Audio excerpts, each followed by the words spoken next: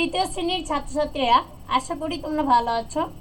আজ আমি তোমাদের বার্ষিক পরীক্ষা 2025 এর সিলেবাস অনুযায়ী তোমাদের গণিত রয়েছে 81 পৃষ্ঠা থেকে 155 পৃষ্ঠা। তো আজ আমি তোমাদের প্রাথমিক গণিত বার পৃষ্ঠা নং 90 অঙ্ক নং 9 নিয়ে আজ আমি আলোচনা করব। তাহলে দেখো অঙ্ক নং 9-তে কি আছে। অঙ্ক নং 9-এর মধ্যে দেখো আছে একটি প্রশ্ন। সেই প্রশ্নটি কি চলো পড়ি। লুনা বছরে 1800 টাকা বৃত্তি পায়। সে বৃত্তির টাকা থেকে প্রতি মাসে 55 টাকা হিসাবে মাটির ব্যাংকে জমা রাখে এবং বাকি টাকা খরচ করে। সে মাসে কত টাকা খরচ করে? তাহলে আমরা জানি দেখো 1 বছর সমান সমান 12 মাস। আমরা জানি 1 বছর সমান 12 মাস। তাহলে এই কথাটা আমরা প্রথমে লিখব। দেখো আমরা লিখব যে আমরা জানি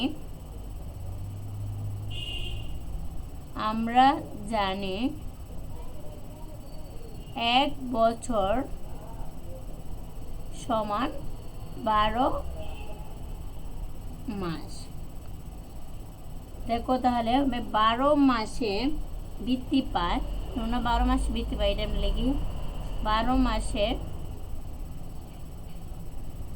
মাসে বৃত্তি পায় কত টাকা? 1800 টাকা। অতএব 1 মাসে বৃত্তি পায় কম, তাহলে কি হবে? ভাগ হবে। 1800 ভাগ 12 টাকা। তো দেখো এই বাঘকে আমি এই সাইডে আমাদের খাতার চার্টে এটা করছি। তো দেখো কি আছে আমাদের।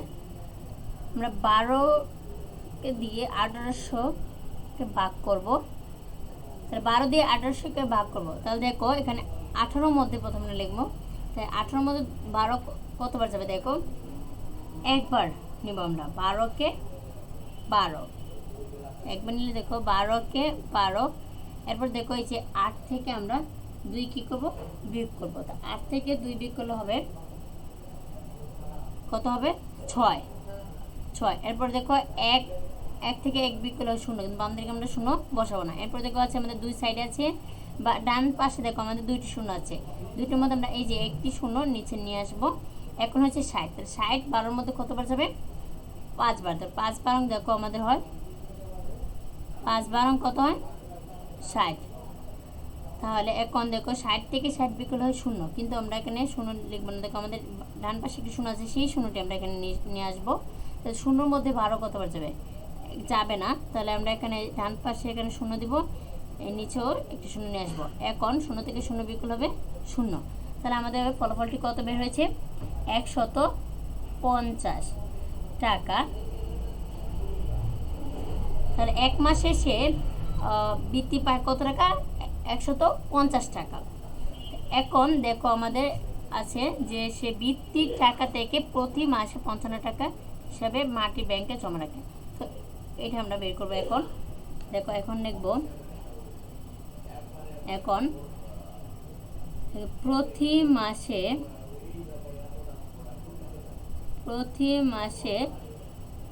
মাসে বৃত্তি পায় কত টাকা? 150 টাকা।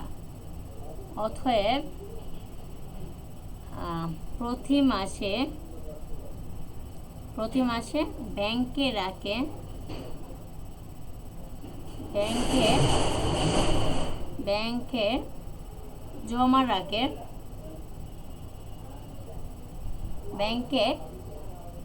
জমা রাখে কত টাকা রাখে? 55 টাকা। এখন আমরা এটা কি করব? বিয়োগ করব। দেখো আমরা বিয়োগ করতেছি। এখন বিয়োগ করলে কি হবে? দেখো এই যে 0কে আমরা 10 ধরবো। 0কে কি ধরবো? 10। 10 ধরলে 10 থেকে 5 বিয়োগ করলে হবে 5। হাতে আছে আমাদের 1 আর এই যে 5 হবে 6। তাহলে 5 উপরে 5কে আমরা দেবো 15। 15 থেকে 6 বিয়োগ করলে হবে 9। হাতে আছে আমাদের 1 এক দেখো এখানে কিছু নাই, মানে এক আমরা এখানে নিয়ে নিলাম, তাহলে এক থেকে এক বিকল্প হয় শূন্য, কিন্তু আমরা বাম দিকে শূন্য বসবো না। তাহলে কত হয়েছে 95 টাকা। তাহলে সে মাসে জমা রাখে কত, সে মাসে খরচ করে কত টাকা দেখো 95 টাকা। এখানে লিখবো সে সে মাসে খরচ করে 95 টাকা। তার উত্তর আমাদের দেখো এই 9 নম্বর অঙ্কটির উত্তর হবে 95 টাকা। এই হচ্ছে আমাদের অঙ্ক নং 9 এর উত্তর। আশা করি তোমরা এই অঙ্কটি বুঝতে পেরেছ। আজ এই পর্যন্তই, বিদায়। পরবর্তী ক্লাসে দেখা হবে।